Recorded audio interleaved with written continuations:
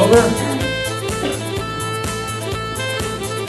ကျွန်တော်အားလုံးသိကြတဲ့အတိုင်းပဲကျွန်တော်တို့လူဦးရာကြီးကတော့လွန်မြောက်ခဲ့တာလည်းကြာပါပြီ And however you mark it, it means that shorts and t-shirts and short sleeve shirts and dresses,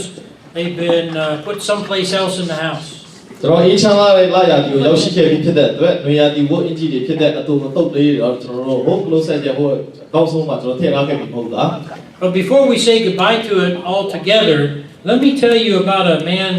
who writes for the Washington Post, Washington, D.C.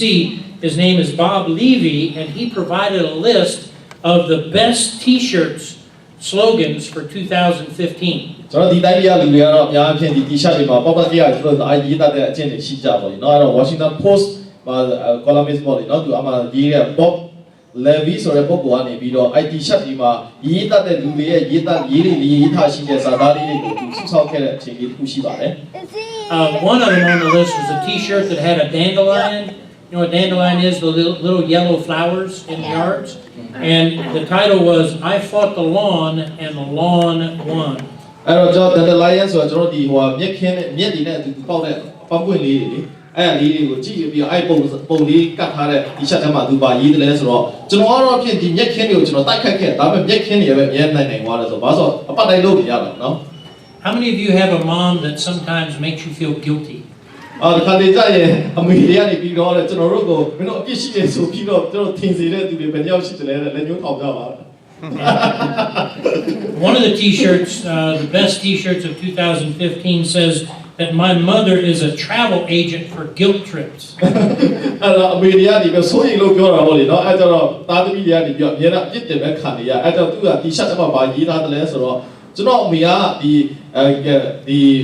guilt trip ဆိုတာပေါ့လေကျွန်တော်ကိုအပြစ်ရှိတယ်လို့ဖြစ်ထွန်းစေတဲ့ခီးသွား agent ခီးသွားဝန်ဆောင်မှုလုပ်ငန်းလုပ်ပါတယ်လို့ပြောပါတယ် Most of you know that I ride a motorcycle, and one of the best T-shirts of 2015 was for women motorcycle drivers, and on the back of the T-shirt it said, "If you can read this, my husband fell off." အဲ့တော့ကျွန်တော်ဆိုင်ကယ်များဖြစ်စည်းတတ်တယ်ဆိုချစ်တော်မိတ်ဆွေတို့သိကြပါတယ်2015မှာအဲ့ဒီ shirt တစ်ခုမှာပါရေးထားလဲဆိုတော့မျိုးသမီးတဲ့ဆိုင်ကယ်အားမောင်းကြတော့နော်အဲ့မှာပါပြောထားတယ်ဆိုတင်ဒီစာသားကိုရေးတတ်တယ်ဆိုဖတ်နိုင်တယ်ဆိုရင်ငါရဲ့မျိုးသားတော့ဖြင့်ပြုတ်ကြကြခဲလောက်ပြီလို့ပြောပါတယ်ပြောချင်တာကမိမတွေကဆိုင်ကယ်စီးတဲ့ခါကျပေါက်တတ်ကြရအောင်နော်သူတို့ဒါမောင်းလာကိုလီးပါအကုန်မောင်းလိုက်လာတော့ယောက်ျားပြုတ်ကြကကြခဲမှလည်းသူမသိဘူးဒါကြောင့်ဒီစာသားကိုဘာလို့နောက်မှသူယောက်ျားလိုက်ထိုင်နေရအောင်ဒီစာသားကိုတင်ဖတ်နိုင်တယ်ဆိုရင်တော့ဖြစ်ကျွန်တော်ယောက်ျားအကျမယောက်ျားပြုတ်ကြကြခဲ့ပြီဆိုတော့ဒီကြနေပြီတဲ့ပြောရေးပါတယ် Here's one that I want to buy. It says, "I didn't climb to the top of the food chain to be a vegetarian." ဒီရောက်ကကြရင်နောက်တစ်ခုကဘယ်နေရာမှာရေးထားလဲဆိုတော့ကျွန်တော်ဒီ food chain ပေါ့လေနော်ဒီအတိအနကိုဆိုင်ကိုတွားပြီးတော့ဒီအစားအသောက်ကိုကျွန်တော်တော့ပြီးပါဆိုတော့ကျွန်တော်တော့မယူနိုင်တော့ဘူးဆိုတော့ကျွန်တော် vegetarian ဖြစ်တော့မယ်ပြောချင်တာဈေးမသွားနိုင်ဘူးဆိုရင်တော့ကျွန်တော်ဒီ vegetarian ကိုအသားမရှိတော့ဖြစ်တဲ့အတွက်အတိအနပဲစားရတော့ဘာတော့လိမ့်မယ်လို့ပြောပါတယ် And here the final one is a T-shirt for women that read, "Coffee, chocolate, and men. Some things are just better rich." အဲ့တော့နောက်တစ်ခုကအမျိုးသမီးရဲ့ရေးထားတဲ့ဟာပေါ့လေနော် coffee ရဲ့ chocolate ရဲ့ပြီးတော့ယောက်ျားတွေကလွယ်ပြီးကြတဲ့ဟာတွေကတော့တော်တော်လေးကောင်းပြတဲ့ဟာတွေပါပဲလို့ပြောပါတယ် Well, some of you might realize with me that the best advice doesn't come on T-shirts. ပြီးတော့ကျွန်တော်ထင်ပါတယ်ဒီ T-shirt မှာရေးထားတဲ့အကြောင်းအရာတွေကတော့အများအားအကောင်းဆုံးအကြံဉာဏ်တော့ဖြစ်ချင်မှဖြစ်ပါလိမ့်မယ် But way back in the first century, the Apostle Paul, he had some sayings that he said were very important sayings, and he gave it to young pastors as a way and said, "You must communicate these things to your churches." အဲ့တော့ကျွန်တော်တို့ခုနပြောရတာဟာတာလေးတွေပေါ့လေနော်ကျွန်တော်တို့ပေါ်ဝင်ချင်မှာမြင်နေရတဲ့ဟာတာစာသားလေးတွေကိုကျွန်တော်ပြောခဲ့ချင်တာဖြစ်ပါတယ်ဒါပေမဲ့ကျွန်တော်တို့လွန်ခဲ့တဲ့ဒီပထမရာစုအချိန်ပေါ့လေနော်လွန်ခဲ့တဲ့ပေါင်း2000ကျော်အချိန်လောက်ကကျွန်တော်တို့ရဲ့တမန်တော်ရှင်ပေါလုကြီးကနေပြီးတော့သူသိချစ်တဲ့ငယ်ရွယ်သေးတဲ့ဒီမှုတော်ဆောင်တယောက်ဖြစ်တဲ့ဒီမောသေနဲ့အခြားသောလူငယ်တွေကိုအမှုတော်ဆောင်ရဲ့သူတွေကိုသူတို့ရဲ့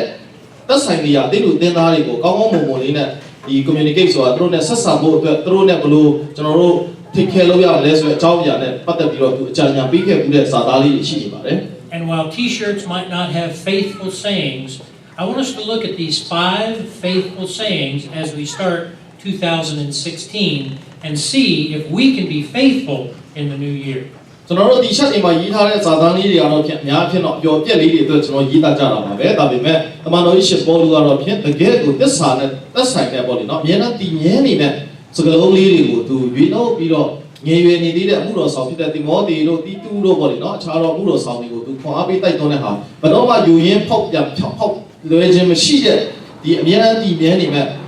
အာဘိစကားလေးတွေနဲ့တိုက်တွန်းတဲ့ချက်ထမှာဒီနေ့ကျွန်တော်၅ချက်ကိုရွေးချယ်ထားပါတယ်ကျွန်တော်နေ့တက်ကိုစတင်တဲ့အချိန်မှာဒီသစ္စာစကားဖြစ်တဲ့စကားလေး၅ခုကိုချက်တော်မိတ်ဆွေတို့ကိုအမှားရပြီးတော့ဒီ2016ရဲ့ဘဝအသက်တာကိုစောင့်စီခြင်းပါတယ် The first faithful saying comes from 1 Timothy chapter 1 verse 15, and it says that this deserves full acceptance. Christ came into the world to save sinners, for whom I am the worst. He says, here is a trustworthy saying. First, Jesus came to save sinners. အဲ့တော့ပထမဆုံးရဲ့ကျွန်တော်တို့ဒီသစ္စာစကားဆိုတဲ့အကြောင်းအရာကျွန်တော်စဉ်းစားကြည့်လိုက်တဲ့အခါမှာဒီမောလေဩဝါဒစာပထမဆောင်ခန်းကြီး1ငယ်15ထဲမှာဖော်ပြထားတဲ့ယေရှုခရစ်ဒီအပြစ်ရှိသောသူတို့ကိုကယ်တင်ခြင်းကဤလောကသို့ကြွလာတော်မူသောစကားသည်သစ္စာစကားဖြစ်၍ကျွမ်းမဲ့ခံယူအပ်သောစကားလည်းဖြစ်၏ဆိုပြီးတော့ဒီပထမဆုံးဒီမောလေကိုသူဆုံးမတဲ့အချိန်ခါထဲမှာဒီပထမဆုံးသောသစ္စာစကားဟာပါလဲဆိုတော့တကယ်ရှုခရစ်တော်ဟာကျွန်တော်တို့အပြစ်သားကိုကယ်တင်ဖို့အတွက်လောကကိုကြွဆင်းလာတယ်ဆိုတဲ့အကြောင်းအရာနဲ့ဒီပထမဆုံးအနေနဲ့အားပေးတိုက်တွန်းနေပါတယ် I was talking with one of the members of Southport Baptist Church last week and shared with them that I might be going a different direction than I had originally planned. And I joked with him, though, that whatever sermon I preached, it would always have a few components in it. အဲ့တော့လုံခဲ့တဲ့အပတ်ပဲကျွန်တော်တင်သားတယောက်နဲ့ကျွန်တော်ဟာတာနှောပြီးတော့သူ့ကိုပြောဖြစ်ပါတယ်သူကတခြားဘက်ကိုသွားနေတဲ့အချိန်ခါမှာပြောချင်တာသူတရားဟောနေတဲ့အချိန်မှာတခြားဘက်အာယုံရောက်နေတဲ့အချိန်ဖြစ်ကောင်းဖြစ်ပါပါလေနော်အဲ့ဒီအချိန်မှာသူကပြောဖြစ်တယ်လဲဆိုတော့ဘာပဲဖြစ်ကျွန်တော်တရားဟောနေတဲ့အချိန်မှာတော့ဖြင့်သစုံတစ်ခုရွေးယူစရာလေးတော့အဲ့ဒီမှာပါနေလိမ့်မယ်လို့ကျွန်တော်ယုံကြည်တယ်ဆိုပြီးတော့သူ့ကိုဟာတာနှောပြီးတော့ပြောဖြစ်ပါတယ် I told him that whatever I preached,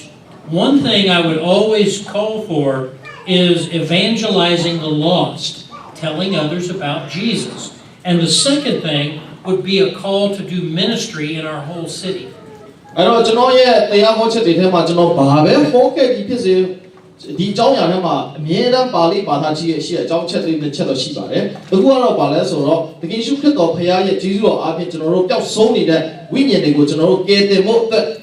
ဖခင်ဒီကျွန်တော်တို့လောကကိုကြွဆင်းလာပြီဆိုတဲ့အချက်ထဲမှာတကယ်ကိုကျွန်တော်ရဲ့တရားဒီတနာထဲမှာဒီပျောက်ဆုံးနေတဲ့ဝိညာဉ်တွေကိုကျွန်တော်တို့ကယ်တင်နိုင်ဖို့အတွက်ခေါ်ဖိတ်နေတဲ့ဝေါဟာရလေးတွေပါတယ်။ပြီးတဲ့အခါမှာဒီလိုခေါ်ဖိတ်ထားခြင်းခံရတဲ့သူတွေရဲ့ဘဝအသက်တာထဲမှာဒီမြို့ဒီရဒေတာမှာပေါ့လေနော်အကောင်းဆုံးဒီသတင်းကောင်းကိုဖြန့်ကျက်နိုင်ဖို့အတွက်ကျွန်တော်ပြင်ဆင်ဖို့အတွက်ခေါ်ဖိတ်ခြင်းအကြောင်းအရာကျွန်တော်အများအားထည့်ဖြစ်ပါတယ် And the older I get and the more I read God's word, the more often I find it so hard not to preach that Jesus came to save sinners. အဲ့တော့ကျွန်တော်ရဲ့အသက်အရွယ်လည်းရလာပြီပြီးတော့ဖတ်ခဲ့တဲ့စာတွေကျွန်တော်တို့ဒီတမန်ကျမ်းစာကိစ္စတွေနဲ့ကစပေါ့လေနော်အများကြီးကျွန်တော်ဖတ်ကြားလာပြီးတော့ကျွန်တော်အတွေ့အကြုံကတဖြည်းဖြည်းများလာတဲ့အချိန်ခါမှာတကယ်ရှုခရစ်တော်ဖခင်ကဧကအမှန်တော်ဘာလောကကိုကြွဆင်းလာခြင်းအကြောင်းဒီကျွန်တော်တို့အပြစ်သားကိုကယ်တင်ဖို့အတွက်ကြွဆင်းလာခြင်းအကြောင်းအရာဖြစ်တဲ့ဆိုတဲ့အကြောင်းအရာကိုဟောပြောဖို့အတွက်ကျွန်တော်တို့ဘာမှသိခက်ခဲလာတဲ့အရာတော့မဟုတ်ပါဘူး။ဒါဆိုအတွေ့အကြုံရပါလိမ့်နော် And 1 Timothy 1:15 says, and Jesus came into the world, and by world he was talking about all of humanity, not just people that like we believe that Jesus was the Son of God. ပြောချင်တာဒီထဲမှာအပြစ်ရှိသောသူတို့ကိုကယ်တင်ဒီမှာအင်္ဂလိပ်စာကျမ်းစာအုပ်ထဲမှာက world လို့သုံးထားတာကိုဒီကမ္ဘာလောကကြီးကိုကယ်တင်ဖို့အတွက်ဆိုတဲ့ပုံစံမျိုးနဲ့ရေးသားတဲ့အတွက်ကျွန်တော်တို့ယုံကြည်သူတွေအတွက်ပဲမဟုတ်တော့ဘူးသူရဲ့အခြားပေါ့လေနော်ယုံကြည်သူရဲ့ပြင်စည်းမှာရှိနေကြတဲ့သူတွေအားလုံးအတွက်ကမ္ဘာသားအားလုံးအတွက်ပါတယ်ဆိုတဲ့အကြောင်းအရာကိုဒီထဲမှာဖော်ပြထားပါတယ် And he came into the world, it says, to save. And save here means to rescue or to deliver. And that means that all of us were born in a hole that we could never get ourselves out of. ပြီးတော့ဒီထဲမှာကယ်တင်ဖို့ဆိုတဲ့လောကသူရဲ့အင်္ဂလိပ်ဝေါ်ဟာရမှာ save ဆိုတဲ့ဝေါ်ဟာရကိုသုံးထားတယ် save ဆိုတဲ့ဝေါ်ဟာရမှာတစ်ဖက်မှာကျတော့ rescue ဆိုတာတွားပြီးကယ်ရတာပေါ့လေနော်ဒုက္ခရောက်နေတဲ့သူတွေအတွက်ကိုမတတ်နိုင်တဲ့သူတွေအတွက်ကိုကယ်တင်ဖို့ဆိုတဲ့ဝေါ်ဟာရမျိုးကိုသုံးထားပါတယ်တေးကြပါလေချစ်တော်မိတ်ဆွေတို့ကျွန်တော်တို့ရဲ့ဘဝအသက်တာထဲမှာလည်းဧကအမှန်ကျွန်တော်တို့အပြစ်သားအဖြစ်ကမ္ဘာလောကကြီးကိုဘာလို့ဇာတိပဂတိရတကူပဲရှိနေကြတာအောင်နော် အဲ့အပြစ်တမ်းမှာကျွန်တော်နှစ်နေကြတဲ့သူတွေပါအဲ့တော့တကယ်ကဲတင်ဖို့အရာအတွက်ဆိုဟာဒီလေကျွန်တော်တို့ရဲ့ဘဝတက်တာတော့မှအင်မတန်မှလေးနဲ့တဲ့အသေးပဲရှိတဲ့ဝေါ်ဟာလာလေးတစ်ခုဖြစ်ပါတယ်ကဲတင်ဖို့အတွက်ကဲတင်ဖို့ဆိုတဲ့နေရာမှာလွတ်ခြင်းအခွင့်ခုနကပြောတဲ့ deliverer ဆိုတဲ့ဟာလွတ်ခြင်းအခွင့်ကိုပေးဖို့အတွက်ပေါ့လေနော်တကယ်ရှိဖြစ်တော်လောကကိုကြောက်ဆင်းလာခြင်းဖြစ်ပါတယ် And we must have the attitude that the Apostle Paul had when he wrote to Timothy, because he ends up, he says, he came to save sinners, into the world to save sinners, of whom I am the worst. The Apostle Paul said he was the worst. And anytime we think our sin is better than somebody else's sin, we jump back into a hole that we can't get out of either. အဲ့တော့ဒီထဲမှာရှင်ပေါလုကနေပြီးတော့ဒီအသုံးလုံးလေးတွေကိုသုံးပြီးအဖြစ်ရှိသောသူတို့ကိုကယ်တင်ဖို့ရန်အတွက်ခရစ်တော်ယေရှုဒီလောကကိုကြွဆင်းလာတယ်ဆိုတဲ့ဝေါ်ဟာရကိုသုံးလုံးတဲ့အချိန်ခါမှာသူ့ရဲ့ဖြစ်တည်မှုကိုသူဧကအမှန်သူနှလုံးသွင်းဆင်ခြင်ပြီးတော့သူပြောနေတာဒါကြောင့်အဖြစ်ရှိသောသူလို့ပြောတဲ့အခါမှာတစ်ခါတလေကျကျွန်တော်လူတွေကကိုယ့်အပြစ်ကပဲတမယအပြစ်ကနည်းနည်းလေးညော့သွားသလိုပြောပေါ့လေနော်ကျွန်တော်တို့ထင်တတ်ကြတယ်ဒါပေမဲ့ဒီထဲမှာရှင်ပေါလုရဲ့ဝန်ခံချက်ကကျွန်တော်နီးနာယူတင်တာပါလဲဆိုအပြစ်ရှိသောသူတွေထဲမှာကျွန်တော်ဒီအပြစ်အကြီးဆုံးသူဖြစ်တယ်ဆိုတဲ့ဟာကိုသူရဲရဲဝန်ခံရဲတယ်ကျွန်တော်လိုမျိုးပေါ့လေနော်တခါကျဟာငါဟာတော့လည်းတက်တာတွေသူဟာတော့ပို့ဆိုးပါတယ်ဆိုတဲ့ဟာမျိုးနိုင်ရှင်နေခြင်းမဟုတ်ဘဲနဲ့ဒီအကြောင်းအရာရှိတာအပြစ်ရှိတော့ကျွန်တော်ကျမတို့ဆိုတဲ့ဟာကိုသူဝန်ခံပြီးသူရေးတဲ့အချိန်မှာငါဒီအပြစ်ရှိတော့ဒီထဲမှာအကြီးဆုံးအပြစ်ရှိတော့သူဖြစ်တယ်ဆိုတော့ဝန်ခံချက်လေးကိုကျွန်တော်တို့အမှားရဖို့အတွက်အရေးကြီးပါတယ် Do you know what a target audience is? သူအဲ့လိုပြောလိုက်တဲ့အချိန်ခါမှာဘယ်သူတွေများဒီစကားကိုလက်ခံတယ်လဲသူရည်ညွှန်းပြီးပြောလိုက်တယ်လဲလို့ကျွန်တော်မိတ်ဆွေတို့ထင်ပါတယ် You know, a lot of churches will say, well, their target audience is middle-aged people, or their target audience is young people, or their target audience is old people. But God's target audience is everybody. အဲ့တော့ဒီနေ့မှာကျွန်တော်ပြန်ပြီးတော့ဘယ်သူအတွက်သူဥတီပြီးရေးလိုက်တယ်လဲအသက်ကြီးတဲ့သူတွေအတွက်လားလူရွယ်တွေအတွက်လားဒါမှမဟုတ်လဲကျွန်တော်ငယ်ရွယ်သေးတဲ့သူတွေအတွက်လားဒါပေမဲ့ထာဝရဘုရားရှင်နှုတ်ပတ်တရားတော်ဆိုတာကြီးကြီးငယ်ကြီးမဟုတ်ပေါ့လေနော်လူတွေအားလုံးအတွက်ဖြစ်ပါတယ် You see, the longer I live, the closer my target audience comes to Jesus' target audience, and Jesus' target audience is sinners. And that is absolutely everybody, except mine.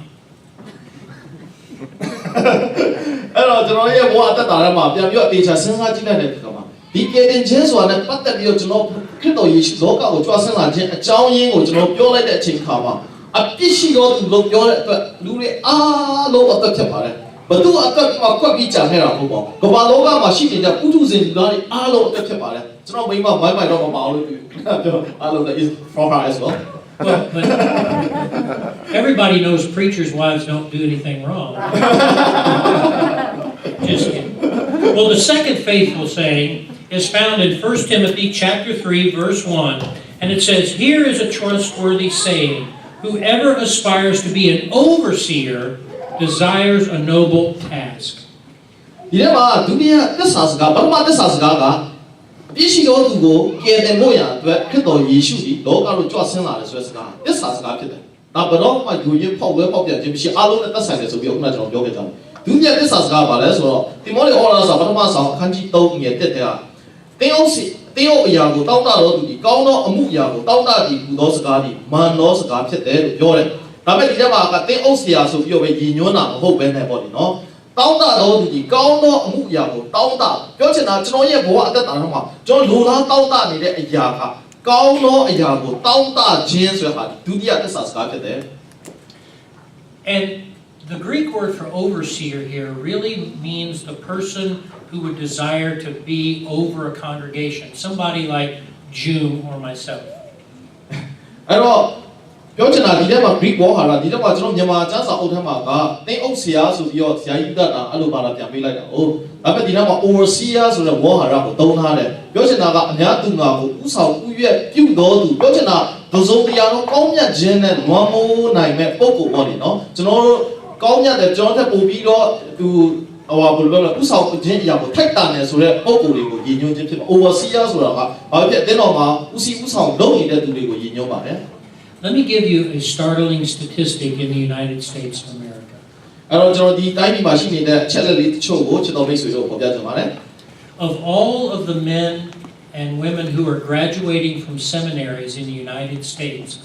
less than 40% of them will go into pulpit ministry or serving a congregation. ကျွန်တော်တို့ဒီ American ပြည်တော်စုမှာ တမန်ကျမ်းစာအကြောင်းတွေပေါ့လေနော်ကျမ်းစာအကြောင်းတွေကိုတက်နေတဲ့သူတွေထဲကနေပြီးတော့40ရာခိုင်နှုန်းပဲကျွန်တော်တို့ဒီ pulpit ministry ဆိုတာတကယ်ဟိုတရားဟောတဲ့အလုပ်ပေါ့လေနော်သင်ဟုတ်ဆရာတော်၎င်းဆရာမမှုတော်ဆောင်ပေါ့လေနော်အဲ့ဒီအရာတွေကိုသူတို့ပါလို့ဆက်ကကြတဲ့သူတွေလည်းပါပါဟုတ်40ရာခိုင်နှုန်းပဲရှိပါတယ် I'm going to say something that your pastor will never say to you because I would never say this to my people. ဒီနေ့ဒီမှာကျွန်တော်တို့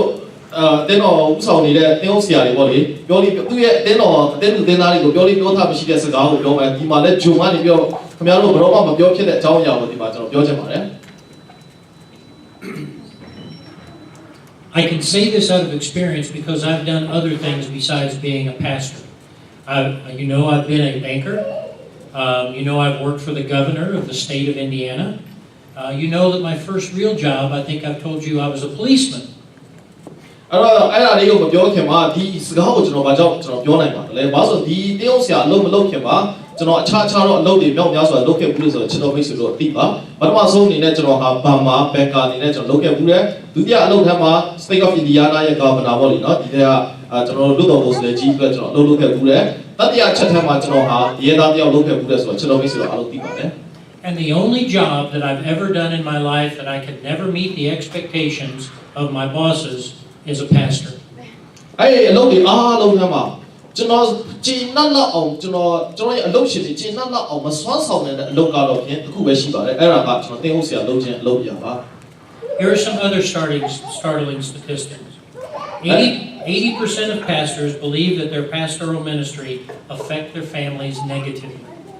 အဲ့တော့ကျွန်တော်ရဲ့ boss ကိုကျွန်တော်ဘယ်လိုမကျေနပ်အောင်ကျွန်တော်ကျေနပ်မှုရအောင်ကျွန်တော်မလုပ်နိုင်တယ်လဲဆိုတဲ့အကြောင်းအရာအထက်မှာအချက်လက်အချို့ကျွန်တော်သင်ပြချင်ပါတယ်အဲ့တော့80ရာခိုင်နှုန်းတော့တင်းဟုတ်ဆရာတွေကနေပြီးတော့ဒီတင်းဟုတ်ဆရာအမှုတော်ဆောင်လုပ်ငန်းကိုလုပ်တဲ့အတွက်သက်ဆိုင်ရာမိသားစုဝင်တွေရဲ့ဘဝပေါ့လေနော်ကိုယ်နဲ့သက်ဆိုင်တဲ့မိသားစုဝင်တွေဘဝအမှာ negatively impact ဖြစ်သွားတယ်ဘာလို့အချိန်မပေးနိုင်တဲ့အတွက်မိသားစုကိုအချိန်မပေးနိုင်တဲ့အတွက်မိသားစုတော်ကိုလိမ့်ခင်းသွားတဲ့ဟာအများကြီးရှိတယ်ဆိုတဲ့အကြောင်းအရာကို80ရာခိုင်နှုန်းပါစတာတွေရဲ့ပြောဝန်ခံပါတယ် 33% of pastors say that being in the ministry is an outright hazard to their family. အဲကြောင့်မို့33ရာခိုင်နှုန်းကလူတွေ outright hazard ဆိုတာအင်မတန်မှအန္တရာယ်ကြီးတဲ့လိကျူရှုမှုမျိုးတွေကိုသူတို့လုပ်ဖြစ်ခဲ့တယ်ဆိုတဲ့ဟာကိုသူတို့ဝန်ခံကြပါတယ် 50% of pastors feel that they're unable to meet the needs of the job. ဘာလို့အခုတော့လုပ်ငန်းထဲမှာအင်မတန်မှ demand တွေအားများတယ်ကိုတယောက်ရဲ့အကြိုက်လိုက်ပြီးဒီတယောက်ကဒီဟိုတယောက်ကတစ်မျိုးဒီတယောက်ကမျိုးဆိုအားလုံးရဲ့ကိစ္စတော့ခေါင်းထဲမှာထည့်ထားတဲ့အတွက်90ရာခိုင်နှုန်းတော့ pastor တွေကနေပြီးတော့တဲ့သူတို့ရဲ့လုပ်ငန်းခွင်တွေထဲမှာသူတို့အလုပ်တွေတကယ်မပြီးမြောက်ခဲ့ဘူးဆိုပြီးတော့သူတို့ဝန်ခံကြပါတယ်ပြောချင်တာကအားလုံးရဲ့အကြိုက်လိုက်ဖို့ဆိုတော့မဖြစ်နိုင်တဲ့အတွက်ဘာလို့မပြောတဲ့လူတွေလည်းအများကြီးရှိနေအောင်မှာဖြစ်တဲ့အတွက်90ရာခိုင်နှုန်း pastor ပြောတယ်ဟာငါတော့90ရာခိုင်နှုန်းကဘာမှမပြီးသေးပါလားအလုပ်တွေမပြီးပြတ်နိုင်သေးဘူးဆိုပြီးတော့ကိုခံယူပြီးတော့စိတ်မကောင်းဖြစ်နေတဲ့သူလည်းအများကြီးရှိပါတယ် 90% of pastors feel that they were inadequately trained to cope with ministry. တမန်ကျမ်းစာသင်ကျောင်းတွေမှာမတင်ခဲ့ရဘူးတဲ့အလုပ်တွေလည်းအများကြီးကိုကလိုက်ပြီးလုပ်နေရတော့နော်ဒီဘက်ဟာဆရာသားလေးလုပ်ပြီးတော့ဟိုကလေးဒါဟာဘလိုကြီးလဲဆိုပြီးတော့လာမေးတဲ့အိဆောက်ဝိဆောက်အများကြီးရှိတဲ့ခါကျတော့90ရာခိုင်နှုန်းသောပါစတာတွေကနေပြောပြောလဲဆိုတော့ငါတင်းတော်မှာလုပ်နေတဲ့အလုပ်တွေအကုန်လုံးတတ်ဖို့အတွက်ငါအင်ကန်အမှကောင်းမွန်ငါ training တွေမရခဲ့ပါလားဆိုပြီးတော့ဝန်ခံတဲ့သူပြောချင်တာအကုန်ပြီးမြောက်အောင်လုပ်ဖို့ငါမှာအတတ်ပညာအားလုံးမရှိသေးဘူးဆိုပြီးတော့ဝန်ခံတဲ့ပါစတာတွေက90ရာခိုင်နှုန်းရှိပါတယ် And let me tell you a statistic from the children of pastors. ပြီးတော့ဒီကလေးတွေပေါ့လေနော်ပါစတာတွေရဲ့ကလေးတွေရဲ့ခံစားချက်လေးကိုလည်းချစ်တော်မိတ်ဆွေတို့ကိုတင်ပြချင်ပါတယ် 91% of all pastors' children think that there was extra pressure put on them to be something different than anybody else's children. 91ရာခိုင်နှုန်းသောဒီကလေးတွေပေါ့လေနော်ပါစတာတွေရဲ့ကလေးတွေကနေပြောတယ်သူတို့ကအများအခုမင်းညဆိုကျွန်တော်သားလေးကျွန်တော်ပြောဖြစ်တာအောင်နော်ဘာပဲဖြစ်ဖြစ်မင်းကတေးအောင်ဆရာသားတော့တေးအောင်ဆရာသားတော့ဆိုတဲ့ဟာကိုသူတို့ pressure တွေကအားများတဲ့အတွက်တခြားသူတွေတက်ပို့ပြောထူးခြားရမယ်ဆိုပြီးတော့ပြောဆိုနေခြင်းပေါ့လေဖိအားပေးခြင်းခံနေရတယ်ဆိုပြီးစိတ်မှာခံစားနေရတဲ့ကလေးတွေက91ရာခိုင်နှုန်းရှိတယ် Now those are internal pressures in being a pastor. And it's a little different for you because largely you are a homogeneous group and the only Kachin pastor in Indiana is that guy. အဲ့တော့ကျွန်တော်တို့ဒီထဲမှာတော့အများကြီးလူတွေစုပြီးပေါ့လေနော်ပြီးတော့ဆိုတော့ဒီအဲ့လိုဒါကြောင့်ကျွန်တော်ခုနပေါ်ပြနေတဲ့ဟာလေးတွေကသူတို့ကျွန်တော်အတွင်းထဲမှာခံစားနေရ pressure လေးတွေပေါ့လေနော် ဘာလို့လူအများကြီးတဲ့မှာကိုကတက်ရောက်ပဲဖြစ်နေတာဟုတ်တဲ့အခုကကျွန်တော်ရဲ့ဘဝအသက်တာဆိုရင်ပေါ့လေဒီမှာလူ50 100လောက်ရှိမယ်ကချင်ပါစာဆိုပြီးတော့ကျွန်တော်ကြည့်ကြမဲ့သူကတက်ရောက်ပဲရှိတဲ့အတွက်ကျွန်တော်အတွက်က pressure နဲ့ပုံများလေးပေါ့လေပြောချင်တာ But it's a little different for guys like me because there's an American, an Anglo church on every corner in Indianapolis. ကျွန်တော်တော့နည်းနည်းတော့တက်တာပါဘောဘာဖြစ်လို့ဆိုရင်ကျွန်တော်လိုမျိုးဒီမှာ American Anglo ပေါ့တယ်နော်အခုဆရာတွေကနေပြီးတော့ခြားတော့အတင်းလူအတင်းသားတွေအများရှိနေကြဆိုတော့ကျွန်တော်နည်းနည်းတက်တာပါ But listen to this startling statistic. 80% of when you ask the people who join a church why they join the church, 80% of them said because they like the pastor. ပြီးတော့အတင်းတို့အတင်းသားကိုပြီးလိုက်တဲ့အချိန်ခါမှာဘာကြောင့်ဒီအတင်းတော်မှာပါဝင်နေတယ်လဲဆိုပြီးတော့ဖြေတဲ့အချိန်မှာ80%ကအများအဖြစ်တော့ဒီပါစတာရဲ့ဥဆောင်မှုကိုသဘောကျတဲ့အတွက်ရောက်လာကြတဲ့သူတွေက80%ရှိတယ်ဆိုရအောင်ဖြေကြပါတယ် Do you have any idea why 90% of the people when they leave a church in the United States, why they leave a church? 90%လောက်ရှိတဲ့အတင်းတို့အတင်းသားတွေခါကျတခြားအတင်းတော်ကိုပြောင်းရွှေ့သွားကြတယ်။ဘာကြောင့်သူတို့ပြောင်းသွားလို့ထင်ပါတယ်လဲ Because they didn't like the pastor. ။ဘာကြောင့်လဲဆိုတော့သူတို့ရဲ့ဆရာကိုသဘောမကျတဲ့အတွက်တခြားအတင်းတော်ကိုပြစ်သွားကြတာပါ So you've got all these internal and external pressures in ministry, and yet Paul says it's a faithful saying and it's a good thing to desire to be an overseer. အဲ့တော့ဒီထဲမှာဒါကြောင့်ဒုတိယအချက်အနေနဲ့ကျွန်တော်ပြောချင်တဲ့အကြောင်းအရာထဲမှာဒီလို pressure တွေတအားများတဲ့ဂျားနေပြီးတော့အမှုတော်ဆောင်နေဆိုပြီးတော့လှုပ်ဆောင်ကြတဲ့သူတွေဟာသူတို့ရဲ့လုံလောက်တောင်းတချက်တွေဟာကောင်းသောအရာကိုလုံလောက်တောင်းတတောင်းပြောချင်တာကတကယ်အမှုတော်ဆောင်ကောင်းတယောက်ဖြစ်ဖို့ဆိုရင်ဒီ pressure တွေအားလုံးကိုရင်ဆိုင်ကျော်လွှားရမယ်အပြင်ကလာတဲ့ pressure ရောအတွင်းမှာခံစားနေရတဲ့ pressure ရောဒီ pressure တွေအားလုံးကိုရင်ဆိုင်ကျော်လွှားနိုင်မှာကောင်းမြတ်တဲ့ pastor ဖြစ်မှာဖြစ်တဲ့အတွက်သူတို့ကိုတင်ထားတာကဘာလဲဆိုလုံလောက်တောင်းတတယ်ဆိုတဲ့အရာဒီကောင်းသောလူလားတောင်းတခြင်းဖြစ်ဖို့အတွက်ဒီညမှာဒုတိယအချက်အနေနဲ့သူတင်နေခြင်းဖြစ်ပါတယ် Well, how can that still be good? Well, the reason it can be so good is because regardless of how hard it is, God still brings enough things into our life to have, so that we know that the hard things are still a blessing. ဒါပေမဲ့ဒီလိုအကြောင်းချက်တွေကြားထဲမှာဘယ်လိုလုပ်ပြီးတော့ကျွန်တော်ရည်တည်နိုင်ကြပါလဲဆိုတဲ့ဟာဒီမေးစရာမေးခွန်းဖြစ်ပါတယ်ကျွန်တော်အများနဲ့ပြန်ပြီးစဉ်းစားကြည့်လိုက်တဲ့အချိန်ခါမှာကျွန်တော်ရင်ဆိုင်နေရတဲ့ခက်ခဲမှုတွေကြမ်းတမ်းမှုတွေအားလုံးရဲ့ကြားထဲမှာဖခင်ရဲ့ကောင်းမြတ်ခြင်းအကြောင်းအရာတွေဆိုတဲ့အကြောင်းအရာကိုကျွန်တော်သိမြင်တတ်တယ်ဆိုရင်ဒီအရာကိုကျွန်တော်ရင်ဆိုင်ကျော်လွှားနိုင်လိမ့်မယ်ဆိုတဲ့ယုံကြည်ခြင်းတစ်ခုကကျွန်တော်ကိုဆက်ပြီးတော့မှုတော်ဆောင်နိုင်ဖို့အတွက်ဆက်ပြီးတော့ဒီအခက်အခဲတွေကိုဖြတ်သန်းဖို့အတွက်တွန်းအားကြီးတစ်ခုဖြစ်နေပါတယ် How many of you in your jobs, how many of you get paid every week? By raise your hand. အပတ်တိုင်းကိုလာစာပေးတဲ့အလုပ်တွေရှိတဲ့သူတွေဘယ်နှယောက်လောက်ရှိသလဲအပတ်တိုင်းပေါ့လေနော် Get paid each week. Raise them up high. each week အပတ်တိုင်းပေါ့လေနှစ်ပတ်တစ်ခါပေါ့ bi weekly or Now, how many people get paid every other week? နှစ်ပတ်တစ်ခါလာစာပေးတဲ့သူ How many people get paid once a month? တစ်လားတစ်ချိန် Yeah. So those are usually a business owner.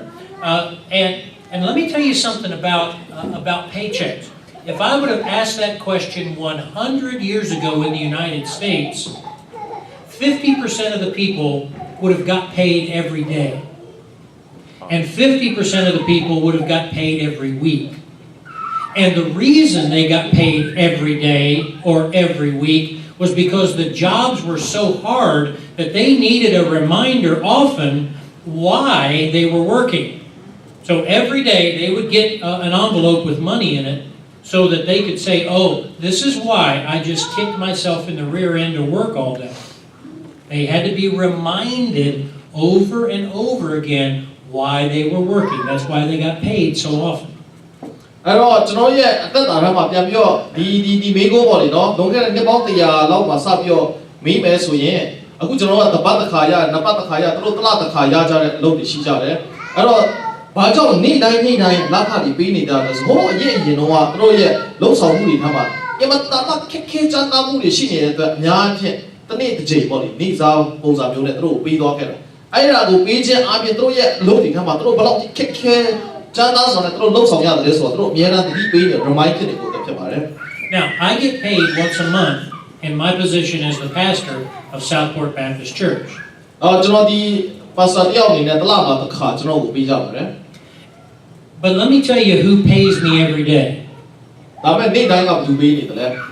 God brings a blessing into my life at least every day. And by the way, most days are so filled, most days are so busy, most days I have to deal with death and disease and trouble that God has to give me a half a dozen blessings a day to remind me why it is good to be in His work. အဲ့တော့ခုနပေါ်ပြတယ်လို့ပဲကျွန်တော်ရဲ့လုပ်ငန်းဆောင်တာတွေထဲမှာအခုကျွန်တော်တလားတစ်ချိန်မှကျွန်တော်ရတယ်အဲ့လိုပြောလိုက်လို့အတွက်ဘာမှဟိုတက်တက်တာတာနဲ့ကျွန်တော်ပြီးမြောက်သွားတာမဟုတ်ပါဘူးဘာလို့ဆိုကျွန်တော်ရဲ့လုံဆောင်မှုတွေမှာတချို့ရက်တွေဆိုရင်ဟာလက်မလဲနိုင်လောက်အောင်ခြေကားရလက်ကားရဖြစ်ရလို့တတ်ပေါ်လေနော်ဖြစ်နေဟာရှိတဲ့ယောဂဗျာဖြစ်နေတဲ့သူတွေနဲ့ထိခဲလို့ရကြမနေ့ကဆိုသူစစ်စနေတီးရောက်တယ်ပေါ့လေနော် funeral အတွက်သွားနေရတယ်ပြောချင်တာဒီလိုများမြောင်လာတဲ့လုပ်ငန်းဆောင်တာတွေကြားမှာတက်တာတဲ့နေ့တွေရှိတယ်အင်မတန်မှခက်ခဲကြမ်းတဲ့အချိန်တွေရှိတယ်မိသားစုနဲ့ဝိညာဉ်အဲ့လိုဂျာနန်းမှာကျွန်တော်ဖျားပြပြောပြီးသားဆိုတော့နေ့စဉ်နဲ့ပြအခုကြောင့်နောက်ပြောတာပေါ့ဒီနော်ကျွန်တော်ရဲ့လုပ်ငန်းဆောင်တာကို remind ပြပြီးတော့သတိပေးနေတဲ့အချက်လေးတွေနဲ့အတူကောင်းခြင်းမင်္ဂလာဆိုတော့ကျွန်တော်စီရောက်နေရပါပဲ And I would guess that if you really think about it, as tough as life is in any given day, that's why God gives you blessings and reminds you of how blessed you are, because He knows, as tough as this life is, as bad as our enemy is, we need a reminder to keep working for Him. အဲ့တော့ကျွန်တော်ရဲ့ဘဝအသက်တာမှာခက်ခဲကြမ်းတမ်းမှုတွေရောက်လာတိုင်းကျွန်တော်ဒီအလုပ်တွေကခက်လိုက်တာဒီအလုပ်တွေကဆိုးရွားလိုက်တာလို့စဉ်းစားမိတဲ့တိုင်းမှာကျွန်တော်တို့ကိုဖခင်ကဘာ remind လုပ်တယ်ဆိုတော့အဲ့လိုခက်ခဲကြမ်းတမ်းမှုတွေကြားထဲမှာတင်တဲ့ငါနဲ့အတူရှိနေတယ်တင်းကိုပေးနေတဲ့ကောင်းခြင်းမင်္ဂလာဆိုတဲ့အကြောင်းအရာကိုတတိပေးနေတယ်လို့ပါပဲအဲ့ဒါကိုရင်ဆိုင်ကြော်လွှားနိုင်တဲ့ချိန်ခါရောက်တဲ့အခါတိုင်းမှာလည်းဒီလိုကြားတွေထဲမှာဖခင်ကငါနဲ့အတူရှိနေပါလားဆိုတဲ့ reminder ပေါ့နော်အမြဲတမ်းသတိရတယ်ကိုအတွက်ဖြစ်ပါတယ် One of my greatest blessings is every morning to wake up before my wife wakes up. ကျွန်တော်ရဲ့ဘဝအသက်တာမှာအကြီးအမားဆုံးလို့ကျွန်တော်ခံယူရကောင်းခြင်းမင်္ဂလာတစ်ခုထဲမှာမနေ့တိုင်းကျွန်တော်မျိုးသမီးမထခင်မှာသူထားတယ်ကျွန်တော်ထားတယ်လို့ဖြစ်ပါတယ် And in our bed, she sleeps this way. ကျွန်တော်အိမ်ရထဲမှာသူကဒီဘက်ကိုဆောင်းပြီးတော့အိပ်တယ် And on my side, I sleep this way. ဒါဒီဘက်မှာကျွန်တော်ဒီဘက်ကဆောင်းပြီးတော့အိပ်တယ် So when I wake up, I get to see this face of the person that I've thought since the day I met her was the most beautiful woman ever. And it helps me to deal with some of the ugly, ugly people I've got to meet every day. ကျွန်တော်မနေ့အိမ်ရထားတဲ့ခါထဲမှာခါကျဒီဘက်ကိုဆိုပတ်ဆက်အိပ်နေကြတဲ့ဟာအများကြီးပေါ့နော်ဘာကြောင့်ကျွန်တော်ဒီဘက်ကိုလှည့်ပြီးတော့အိပ်ရတယ်သူကဟိုဘက်လှည့်ဒီဘက်ကိုသူကကျွန်တော်ဒီဘက်လှည့်ပြီးအိပ်ရတယ်လဲဆိုတော့ဘာလို့ပထမဦးဆုံးရက်ကနေဆိုကျွန်တော်နှလုံးသားကင်တော့သွားနိုင်လောက်တဲ့အသအပတွေအဲ့မနေ့ထားတဲ့အချိန်မှာခါကျမရှိတော့ဘူးအဲ့အကြောင်းမို့အဲ့ရောမမြင်ချင်တဲ့ဒီဘက်ကိုလှည့်ပြီးတော့အိပ်ချင်တယ်ဘာလို့သူ့ကိုအမြဲချစ်နေချင်တဲ့အတွက်ပြောချင်တာဘုဆိုပတ်ဆက်ဖြစ်နေတာကိုကြည့်ပြီးတော့မဟုတ်ဘဲနဲ့ပေါ့ And my second blessing every morning is to walk in and look at me in the mirror and think, man, am I glad that she still wakes up next to me. ပြောသူရအချက်လေးကကျွန်တော်အိယာထမျက်နှာတက်မှန်နဲ့ကြည့်လိုက်တော့ငါမျိုးသမီးကငါအတွက်အများနဲ့ဆက်ပြီးရှိနေဖို့သူ့ရဲ့ရှင်သာမှုလေးကိုကျွန်တော် remind ဖြစ်ပြီးတော့ကျွန်တော်ဝမ်းမြောက်ရပါတယ် Remember in that faithful saying, as we serve God, look for the payment of His blessing in each and every one of our days, and we will find it. ပြောခုနကောင်းတဲ့အရာကိုကျွန်တော်လူလားကောင်းတာဖို့အတွက်ရှိနေဆိုတော့ကမ္ဘာလောကကြီးမှာကျွန်တော်အသက်ရှင်တဲ့အချိန်ခါမှာခုနပေါ်ပြခဲ့တဲ့ဒီခက်ခဲတဲ့ဂျန်တန်းကြီးရဲ့ဂျားထဲမှာပေါ့လေနော်ဒီသူ့ရဲ့ကောင်းမြတ်တဲ့အကြောင်းအရာလေးကိုကျွန်တော်မြင်သာနိုင်ဖို့အတွက်သူ့အတွက်ကျွန်တော်အလုပ်လုပ်ဖို့အတွက်ပြန်လာပါအရေးကြီးပါတယ် The third faithful saying is from 1 Timothy 4, verses 8 through 10. Pastor June, can you read those verses? တတိယသစ္စာစကားမင်္ဂန်တဲ့စကားကပါလဲဆိုတဲ့အချိန်ခါမှာကျွန်တော်ဒီမော်ရီဩဝါဒစာပထမဆောင်ခန်းကြီး4ငွေ8ကနေပြီးတော့30တိဖြစ်ပါတယ်ကျွန်တော်ထင်ပါတယ်ခုနှစ်ကနေဖတ်ပြီးတော့8ကနေကိုယ်ကာယကိုဆုံးမခြင်းကြီးများစွာသောအကျိုးကိုမပေးတာဖျားဝုန်း၌ဝိလျော်ခြင်းမူကားယခုဘဝနောက်ဘဝနှင့်ဆက်ဆိုင်သောဂတိတော်ကိုရသည်ဖြစ်၍အရာရာကိုအကျိုးအရာရာ၌အကျိုးကိုပေးတတ်တော်မူသောစကားသည်သစ္စာစကားဖြစ်၏အကျွင့်မဲ့ခံယူအပ်သောစကားလည်းဖြစ်၏ထို့ကြောင့်အသက်ရှင်တော်မူထတော်လူပေါင်းတို့ကိုကယ်မတော်မူ၍ယုံကြည်သောသူတို့ကိုအထူးသဖြင့်ကယ်မတော်မူသောဖခင်၌ငါတို့သည်ကိုးစားသည်နှင့်အညီပင်ပန်းစွာမှုဆောင်ရွက်ကြ၏ဆိုပြီးတော့ဒီထဲမှာတတိယသစ္စာစကားနဲ့ဆက်ဆိုင်တဲ့အရာဟာဖခင်အတွက်အသက်ရှင်ခြင်းဆိုတဲ့အကြောင်းအရာသစ္စာစကားဖြစ်တယ်ဆိုတဲ့အကြောင်းအရာဖြစ်ပါတယ် The word in Greek for physical training is the same word that was used for the Greek Olympians. ဒီထဲမှာကိုယ်ကာယကိုဆုံးမခြင်းကြီးများစွာတော့အကျိုးမပေးတတ်ဆိုပြီးတော့ပြောထားပါတယ်ဒီ ဒီအကြောင်းအရာတွေမှာဒီကျွန်တော်ရဲ့ကိုယ်ကာယအတွက်လှုပ်ဆောင်နေဆိုတဲ့အကြောင်းအရာတွေမှာဟိုကျွန်တော်အရင်တည်းကနေပြီးတော့ Greek Olympia နေအကြောင်းဆိုတော့တကယ်ဗလာမောင်ကြီးရဲ့အကြောင်းကိုပြောနေတာဒီအရာတွေအတွက်လှုပ်ဆောင်ခြင်းဆိုတဲ့ဟာဒီဘာမှအကျိုးမပေးတော့ဘူးဆိုတဲ့အကြောင်းအရာကိုကျွန်တော်အမှတ်ရဖို့အတွက် Greek Olympia ဆိုတဲ့ဒီအားကစားမောင်တွေကိုကျွန်တော်ဒီရဖို့ရည်ကြည့်ပါတယ် Is anybody like me? Are you looking forward to the Olympics this summer in Rio de Janeiro, watching them on TV? ဒီနေ့ဆမ်မာထဲမှာကျွန်တော်တို့ဟို Brazil Rio de Janeiro ဆိုတဲ့တော့ပြောတော့ခက်တဲ့သူတို့ပြုလို့တဲ့မှာ Olympic ကိုသူတို့လုပ်တော့မယ်ဆိုတော့ဒီအောင်ကြည့်ဖို့စိုက်ပြည့်နေတဲ့လူတွေတယောက်ရှိပါတယ်လေ Well, if you watch, you will see people who, I mean, they're chiseled. They're just their muscles. They're good looking. ကျွန်တော်တို့အဲ့လိုလူတကယ်တော့အားစားတော့မဟုတ်ကြည့်တဲ့ဟာကြွတောင်းနေတော့အမြောင်းလိုက်ကြည့်တော့ဟာမျိုးသမီးတွေဆိုတော့တကယ်ဟိုမှာဟိုဘို့လေတော့တောင်းတောင်းတင်းတင်းအများကြီးအဲ့လိုပါပဲ He says, Paul says, physical exercise is good, but spiritual exercise is even better. အဲ့တော့ဒီထဲမှာရှင်ဘောကပြော remind လုပ်တဲ့ဟာရုပ်ခန္ဓာကိုအတွက်ပဲကျွန်တော်တို့စူးစမ်းလှုပ်ဆောင်နေခြင်းအရာထက်အဲ့ဒါမကောင်းဘူးလို့ပြောတာမဟုတ်နော် is better လို့ဆိုတော့ဝါဟာရကိုသူသုံးလုံးထားတဲ့အတွက်ရုပ်ခန္ဓာအတွက်ကျွန်တော်တို့ပုံမှန်လေ့ကျင့်ခန်းလုပ်ကြတာကောင်းပါလေဒါပေမဲ့ကျွန်တော်ဝိညာဉ်ရေးရလေ့ကျင့်ခန်းကိုလှုပ်ဆောင်ခြင်းဒီတာ၍အကျိုးရှိတယ်ဆိုတဲ့အကြောင်းအရာဒီမှာပေါ်ပြထားပါတယ် Now let me give you a secret if you watch the Olympics this summer. ဒီနေ့တကယ်တော့ Olympic ကိုကြည့်မယ်ဆိုရင်အမှလျှို့ဝှက်ချက်ရှိတာနည်းနည်းပြောပြချင်တယ် Not even the worst athlete in the whole world at Rio de Janeiro will look like me. အဲ့မှာတစ်ခုရှိတာကအဲ့ဒီမှာအညံ့ဆုံးဆိုတဲ့အားကစားသမားကကျွန်တော်ထက်ပိုပြီးတော့တော်နေအောင်မယ်ဆိုတော့လိရဖို့ရည်ကြည့်တယ် Because I'm old after all. ဘာလို့ကျွန်တော်အိုလဲပူနေပြတဲ့အတွက်အဲ့ဒီမှာအညံ့ဆုံးဆိုတော့ဟိုပိတ်ချီသမားတော့မှကျွန်တော်ထက်တော့ပူနေသေးတယ်ဘာလို့ Olympic ပါလို့ရှင်းပြနေဆိုတဲ့နေပေါ့နော် I got a little more weight right here. ကျွန်တော် is a bigger guy My six pack is a 12 pack of Diet Coke from Walgreens. ကျွန်တော်ရင်တော့ဒီမှာ6လုံးရှိတဲ့ကြွက်သားလဲသူကတော့ဟိုတရားက Walgreens ကဝယ်တဲ့တရားကုတ်နဲ့7လုံးဖြစ်သွားပါပြီဒီမှာ But if you could see this body in a spiritual workout, I could kick any of their rear ends. ဒါပေမဲ့ကျွန်တော်ဒီကြောင်တာတကူကတော့ကျွန်တော်ဒီခန္ဓာကိုယ်ဘယ်လောက်ကြီးတယ်မကြီးဆိုတာကျွန်တော်အတွက်သိပြပြဿနာမရှိတော့ဘူးဒါပေမဲ့ကျွန်တော်ဝိညာဉ်ကြီးကအသက်တာလေ့ကျင့်ခန်းအားဖြင့်ကျွန်တော်ခွန်အားရှိလာတဲ့အရာတွေဟာဒီလူတွေပြောနေတဲ့ physical သိပြကြီးမားနေတဲ့သူတွေကိုအနည်းဆုံးတော့ကျွန်တော်လို့သူတို့ကိုတာလွန်နိုင်တယ်ဆိုတော့ကျွန်တော်ရေးရေးပြောရဲပါတယ် Spiritually, they're little skinny wimps. ဒီကြောင်တာတကူကတော့ပြင်ရုပ်ခန္ဓာအတွက်ပဲလေ့ကျင့်ခန်းကြီးအများကြီးလုပ်တဲ့သူတွေကအများအားဖြင့်တကယ်လို့ဝိညာဉ်ကြီးကလေ့ကျင့်ခန်းမလုပ်ထားဆိုတော့သူဟာအင်မတန်မှအားနည်းနေတဲ့အရာတွေကျွန်တော်တွေ့နေတယ်။ဟုတ်ပါပါ And that should be our desire, is that when God looks at our spiritual body, He sees a fine-tuned athlete ready to run any race. In fact, when life is over, we are supposed to be able to say, I've fought the battle, I have finished the race, now there's a crown set before me in heaven. အဲ့တော့ဝိညာဉ်ရေးအသက်တာကိုကျွန်တော်လေ့ကျင့်ခန်းပုံမှန်လုပ်သွားတဲ့ခြင်းအပြင်ဝိညာဉ်ရေးအားကြီးလာတဲ့အရာကိုဘုရားရှင်ကကျွန်တော်အသက်တာတော့မှပြင်ချင်ပါတယ်ကျွန်တော်နောက်ဆုံးကျွန်တော်ရဲ့ထွက်သွားတဲ့အချိန်ခါမှာကျွန်တော်တို့ကိုအထောက်အကူပေးမဲ့အရာတွေလည်းဝိညာဉ်ရေးရှင်းတာမှုရဲ့ခွန်အားပဲဖြစ်ပါတယ်တနေ့ကျရင်ကျွန်တော်ဖြတ်တန်းရအောင်ပဲအခုကျွန်တော်2016ရှိတဲ့ရှေရီယာဖီပြားနေအောင်ပဲဘဝအသက်တာမှာဒီထဲမှာကျွန်တော်ကစားပွဲတစ်ခုကိုပြေးတယ်ရှင်ဘောလို့ပြောတော့အပြေးတိုင်နေရတယ်လို့ပါပဲဒါပေမဲ့တနေ့တော့အချိန်ခါမှာဘုရားရှိခိုးအရောက်နားအောင်ပြေးနိုင်ဖို့ဆိုတာဝိညာဉ်ရေးခွန်အားကျွန်တော်လေ့ကျင့်ခန်းပုံမှန်လှုပ်ဆောင်ခြင်းအားဖြင့်နဲ့တာလည်းဖြစ်နိုင်တဲ့အတွက်တနေ့တော့အချိန်တော့နောက်ဆုံးဘုရားရှိရောက်တာကြောင့်ဒီအပြေးကိုကျွန်တော်အရောက်နားမျိုးကျွန်တော်ပြေးနိုင်ခဲ့ပါပြီဆိုတဲ့ခွန်အားဒီဝိညာဉ်ရေးလေ့ကျင့်ခန်းလှုပ်ဆောင်ခြင်းရာပဲကျွန်တော်ရရှိမှာဖြစ်ပါတယ်ဝိညာဉ်ရေးအားကြီးခြင်းရာနဲ့ပဲကျွန်တော်တို့ဘုရားရှိကိုရောက်နိုင်ပန်းလုံးတိုင်လို့ကျွန်တော်ရောက်နိုင်မှာဖြစ်ပါတယ် As Paul says, we must strive, we must work in order to strive in faith in Christ Jesus. Where is our faith going to be in 2016? အဲ့တော့ရှင်ပေါလုရဲ့အတုံးတော့ကျွန်တော်သုံးမယ်ဆိုရင်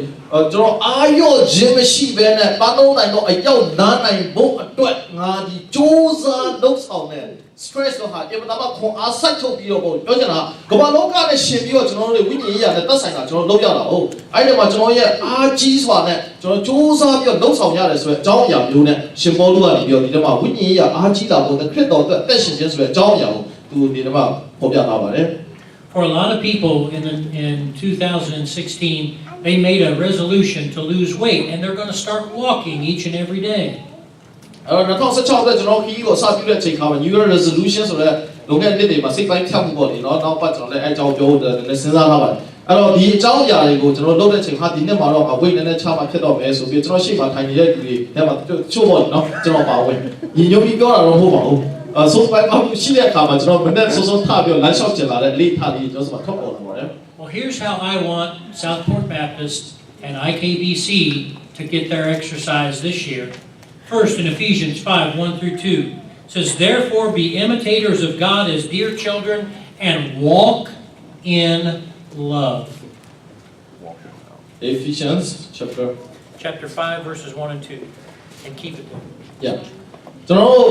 ဒီနေ့မှာကျွန်တော် Southport Baptist Church အတွက်ရယ်ပြီးတော့ IKBC အတွက်ရယ်ကျွန်တော်စဉ်းစားထားတဲ့အကြောင်းအရာလေးကျွန်တော်လှုပ်ဆောင်စေခြင်းတဲ့အကြောင်းအရာကို Effect ဝါဒစာခန်းကြီး9အငယ်1ကနေ2မှာပေါ်ပြထားတဲ့အကြောင်းအရာလေးနဲ့ကျွန်တော်တိုက်တွန်းချင်ပါတယ်ဖြစ်စေချင်ပါတယ်ထို့လို့သင်တို့ဒီဖယားသခင်ဤချစ်တော်သားဖြစ်ကြသည်နှင့်အညီဖယားသခင်ကျင့်တော်မူသောဤသူကျင့်ကြလော့ခရစ်တော်ဒီငါတို့ကိုချစ်တော်မူသောအားဖြင့်ဖယားသခင်ရှိတော်၌ဝိကြိုင်သောအနတ်ရှိစေခြင်းကငါတို့ပုဂ္ဂိုလ်ကိုဆက်ကပ်၍ရစ်ပူဇော်ခြင်းငါတို့ဒီဆွတ်တော်မူသည်နှင့်ဤသူသင်တို့ဒီလည်းမေတ္တာတရား၌ကျင့်လည်ကြလော့ပြောချင်တာ Southport Baptist Church IKBC ကိုဒီဝေါ်ဟာရလေးနဲ့ကျွန်တော်ရဲ့2016ကိုပေါင်းတင်စေချင်ပါတယ် Later in Ephesians 5:15, Paul writes, "See that you walk circumspectly,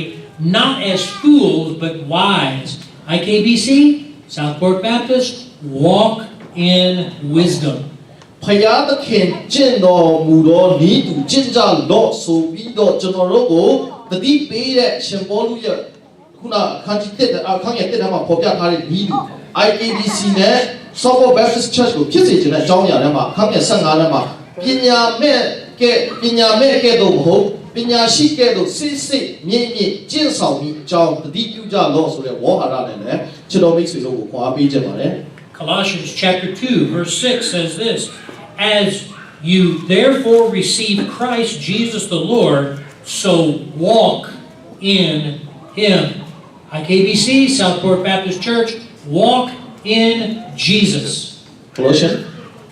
Colossians 2:6. ကိုလာတဲ့ဝါဒစာခန်းကြီးနဲ့ငယ်6မှာထို့ကြောင့်သင်တို့သည်ယေရှုခရစ်ကိုခံယူပြီးသည်ဖြစ်၍ထိုသခင်၌စိုက်ပျိုးခြင်းတည်ဆောက်ခြင်းရှိလျက်ဤဥဒိတာကိုခံယူပြီးသည့်တိုင်ယုံကြည်ခြင်းမြဲမြံစွာဆွဲလန်းလျက်ကျေးဇူးတော်ကိုချီးမွမ်းခြင်းနဲ့တကွာယုံကြည်ခြင်းသုံးပွားပြည့်စုံလျက်ထိုသခင်နဲ့ကျင့်လည်ကြတော့ပြောချင်တာကယုံကြည်ခြင်းသုံးပွားပြီးတော့သခင်နဲ့ကျင့်လည်ဖို့အတွက်ဆောက်ပေါ်တဲ့ IKBC ကိုဖြစ်စေချင်ပါတယ်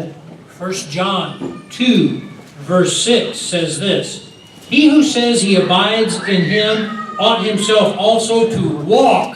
just as he walked." IKBC, Southport Baptist Church, walk like Jesus walked. တကယ်ယေရှုခရစ်တော်ရှောက်လန်းခဲ့တဲ့သက်တာလမ်းကြီးကိုရှောက်လန်းနိုင်ဖို့အတွက်ရှင်ယောဟန်ဩဝါဒစာပထမဆောင်အခန်းကြီး1အငယ်6ထဲမှာထိုသခင်၌ငါတည်ဤဟုဆိုတော်သူသည်ထိုသခင်ကျင့်တော်မူသည့်ဤသူကျင့်ရမည်လို့ပြောပါတယ် Southport Baptist Church in Indiana တို့ရေသခင်၌ကျင့်လည်သည့်ဤသူသခင်ရှောက်လန်းခဲ့သည့်အတိုင်းကျွန်တော်ရှောက်လန်းဖို့အတွက်ဒီထဲမှာကျွန်တော်ထိုသခင်၌တည်ဟုဆိုတော်သူတဲ့သခင်၌ကျင့်လည်ကြဖို့အတွက်ဟောဖိတ်လိုပါတယ် Finally, 3 John verse 4. There's only one chapter. 3 John verse 4 says this, that God, he says, "I have no greater joy than to hear that my children walk in truth." IKBC, Southport Baptist Church, in 2016, we must walk in truth. ရှင်ယောဟန်ဩဝါဒစာတတိယဆောင်အခန်းငယ်၄ငါ၏သားသမီးတို့သည်တမန်တရား၌ကျင့်လည်သည်ကိုငါကြား၍ဝမ်းမြောက်ခြင်းထက်သာ၍ဝမ်းမြောက်ခြင်းရှိရဲ့ဆိုတဲ့ဤသူရှင်ယောဟန်အရှင်ပေါလုကနေပြောဝမ်းမြောက်ခြင်းဆိုတော့ဘယ်နေရာမှာသိပါလဲတမန်တရား၌ကျင့်လည်ခြင်းအရာမှာတည်ဖို့အတွက်ကျွန်တော်တို့ပြောနေတဲ့အတွက် IKBC နဲ့ Southport Baptist Church တို့ဤတမန်တရား၌ကျင့်လည်ခြင်းအပြင်2016မှာကျွန်တော်ရှောက်လာဖို့အတွက်ရည်ကြီးပါတယ် So if we want spiritual strength in 2016, that's how we need to walk. အဲ့တော့ခုနကကျွန်တော်ပေါ်ပြခဲ့တဲ့အကြောင်းအရာလေးတွေထဲမှာ2016မှာကျွန်တော်ဝိညာဉ်ခွန်အားကြီးနေတာမဟုတ်လားခုနပေါ်ပြခဲ့တဲ့နီးနာလေးကိုကျွန်တော်ယူပြီးတော့သခင်နဲ့အတူကျွန်တော်ရှောက်လန်းတဲ့မှာမေတ္တာတရားနဲ့ကျွန်တော်ကျင့်လည်မယ် တမာတရားနဲ့ကျွန်တော်ကျင့်လည်ကြပြီးတော့သခင်ရဲ့အလိုတော်အတိုင်းဘဝအသက်တာကိုတည်ဆောက်ဖို့အတွက်အရေးကြီးပါတယ် The fourth faithful and true statement is found in the second letter to Timothy, chapter 2, verses 11 through 13, and Pastor June will read those verses. စတုထကျောင်းရာတွေကနေပြီးတော့ဘယ်နေရာပေါ်ပြတာလဲဆိုတော့တိမောသေဩဝါဒစာဒုတိယဆောင်အခန်းကြီးနဲ့ငယ်17နဲ့73ကနေပြီးတော့ကျွန်တော်ဖတ်ချင်ပါတယ်သစ္စာတရားမူကားထိုသခင်နဲ့အတူတည်နေအတူရှင်လိမ့်မည်ဒီခံနေထိုသခင်နဲ့အတူစည်းစိမ်ကိုခံလိမ့်မည်ထိုသခင်၌ငါတို့ဒီညင်းပယ်နေငါ့ကိုညင်းပယ်တော်လိမ့်မည်ဆိုပြီးတော့တိမောသေဩဝါဒစာဒုတိယဆောင်အခန်းကြီးနဲ့ငယ်17ကနေ17ကြားမှာဒီကျောင်းရာပေါ်ပြထားပါတယ် What Paul is really saying, that this trustworthy saying is that if we partner with God, we become powerful. ဒီထဲမှာစတုထကျွန်တော်သစ္စာစကားထဲမှာမှန်ကန်သောစကားထဲမှာရှင်ပေါလုကနေပြီးတော့ရေးတဲ့အကြောင်းအရာထဲမှာအကယ်၍ကျွန်တော်တို့ဒီထာဝရဘုရားရှင်နဲ့အတူဖတ်နာဆိုတာအတူပူးပေါင်းတယ်ဆိုရင်ကျွန်တော်တို့ကိုခွန်အားနဲ့ပြည့်စုံစေမယ်ကျွန်တော်တို့ကိုအောင်တော့ခွင့်ကိုပေးနိုင်မယ်ဆိုပြီးတော့ကျွန်တော်တို့ဒီကိုပေးထားပါတယ် You know, it's thought that section that Pastor June just read was one of the early hymns that was sung in the church. And it reminded them that if they stayed faithful, if they stayed in relationship with God, that they were powerful, not powerless. IKBC, Southport Baptist Church, if we want to be powerful and make a difference in this world, we must maintain a partnership with God and rest in His strength. ကျွန်တော်တို့ရဲ့ဘဝအသက်တာထဲမှာကျွန်တော်တကယ်ကိုခွန်အားနဲ့ကျွန်တော်ပြည့်စုံစေခြင်းပါသလား2016ကိုကျွန်တော်ဖြတ်သန်းတဲ့အချိန်ခါမှာ ITBC နဲ့ Southport Baptist Church ကိုကျွန်တော်တိုက်တွန်းနေတဲ့အကြောင်းအရာထဲမှာကျွန်တော်တို့ကိုခွန်အားနဲ့ပြည့်စုံစေတော့ဖယားရှင်နဲ့အတူတကွခရစ်တော်နဲ့အတူကျွန်တော်တို့အမှုအရာတိုင်းမှာအတူတကွလှုပ်ဆောင်ဖို့ဟာအင်မတန်မှအရေးကြီးပါတယ် Those first four faithful sayings were found in Timothy. And the last faithful saying is found in Titus chapter 3, verse 8. ကျွန်တော်တို့ခုနပေါ်ပြသွားတဲ့သစ္စာစကားချက်၄ချက်စလုံးကိုကျွန်တော်တို့တိမောသေဩဝါဒစာထဲမှာကျွန်တော်ဖတ်ခဲ့ပြီးဖြစ်ပါတယ်။နောက်ဆုံးဒီသစ္စာစကားဘယ်ကြားချက်မှာကျွန်တော်ပေါ်ပြထားလဲဆိုတိတုဩဝါဒစာထဲမှာကျွန်တော်ပြန်ပြီးတော့ဖတ်ရပါတယ်။ Read Titus 3, Yes. verse 8. Yes. ကျွန်တော်တိတုဩဝါဒစာခန်းကြီး3ငယ်8ကိုကျွန်တော်ဖတ်လိုက်တဲ့အချိန်ခါမှာဤစကားဒီသစ္စာစကားဖြစ်၏ဖယားသခင်ကိုယုံကြည်သောသူတို့ဒီကောင်းသောအကျင့်ကိုအမြဲကျင့်အပ်သောငါတတိပြုကြရမည်အကြောင်းငါဒီဤအရာများကိုစ조사၍ဟောပြောစေခြင်းကငါအလိုရှိ၏ထိုအကျင့်တော်ဒီကောင်းဒီတာမကလူတို့ဤအကျိုးကိုပြုစုတတ်သောအကျင့်ဖြစ်ကြ၏ဆိုပြီးတော့တိတုကိုရှင်ပေါလုကနေပြီးတော့တိုက်တွန်းချက်ထဲရဖြစ်ပါတယ် Paul says, if you trust in God, be careful to devote yourself to doing good.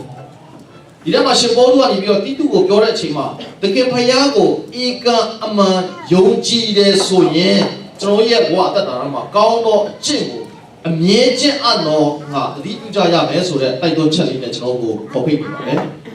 What that says to me in 2016 is that what I do is going to be very important in every day of my life. အဲ့လိုပေါ်ပြတဲ့အတွက်ကျွန်တော်ရဲ့ကောင်းတဲ့အကျင့်ဆိုတဲ့နေရာမှာကျွန်တော်ရဲ့2016ရဲ့စိတ်ပိုင်းဖြောက်မှု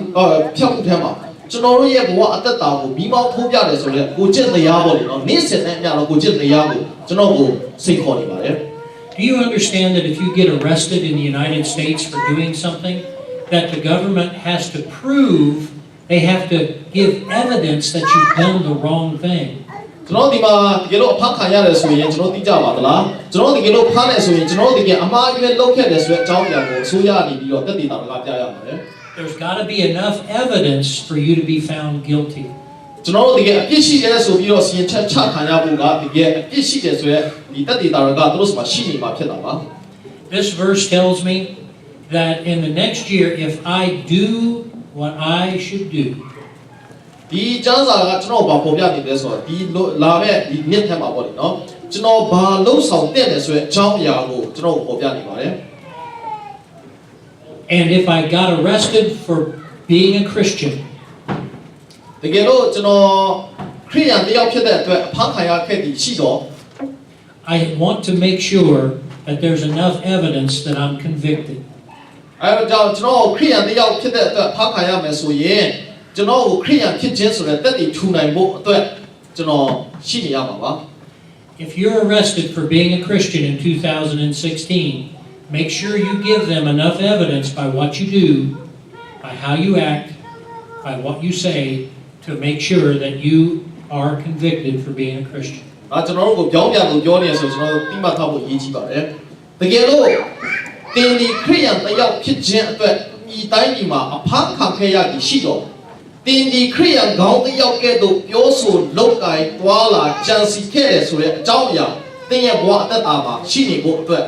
ကျွန်တော်ဆိုင်ပြရအောင်ဖြစ်ပြောချင်တာကခရိယန်တယောက်ဖြစ်တဲ့အတွက်အဖမ်းခံရတယ်ဆိုရင်ခရိယန်တယောက်မှာရှိတယ်ခရိယန်ဆိုပြီးတော့အရက်တောက်ပြီးတော့ဖမ်းခံရတယ်ဆိုတာမဟုတ်တော့ဟုတ်တယ်မလားခရိယန်တယောက်ဖြစ်တဲ့အကြောင်းအချက်အသစ်မှာပြည့်စုံစွာနဲ့တက်တည်ထူနိုင်ဖို့အတွက်အစိုးရတင့်ကိုထားဖို့အတွက်ပြောချင်တာပါပြောင်းပြန်ပြောနေရတော့အဲ့ဒါ In 2016, let's make sure that we do enough that everyone knows that we are Christian. 2016ခုနှစ်ကိုကျွန်တော်ဖြတ်သားလုပ်မဲ့အချိန်ခါမှာကျွန်တော်ပတ်ဝန်းကျင်မှာရှိနေတဲ့သူတွေကကျွန်တော်ရဲ့ဘဝအသက်တာကိုကြည့်ကြအဖြစ်တိတာထင်ရှားပါစေ။တင်းဒီခရစ်တော်ကိုနောက်ကိုလိုက်ခရိယန်တယောက်ဖြစ်တယ်ဆိုတဲ့စဉ်းစားတွေးပေါ်ပြောဆိုလုပ်ကြတယ်ကျွန်တော်စမှာရှိနေဖို့အရေးကြီးပါတယ် Will you bow in prayer? ကျွန်တော်စတောင်းကြရအောင် Father God, I thank you for these faithful sayings and to realize that, Lord, if you call them faithful sayings, then we can put our faith in them. That we should walk in you, that we should desire to be leaders, that we should desire to live a life that is filled with good deeds. And Lord, I would pray in this next year that IKBC and Southport Baptist Church would continue to be a light in our community for others to be able to say, those people are different. Those people act differently. They think differently. They deal with one another differently. They look at blessings differently. I pray, Lord, that 2016, when this next year is over, that we can look back and say that we have truly lived under these faithful sayings. Lord, I know that they're not going to be on a t-shirt any place. But I pray, Lord, that as much as a t-shirt would give a message, that our lives would proclaim the message that Jesus Christ is Lord to the glory of God the Father. And it is good and wonderful to be a follower of Him. This is my prayer. And I pray it in Jesus' name. Amen. Amen.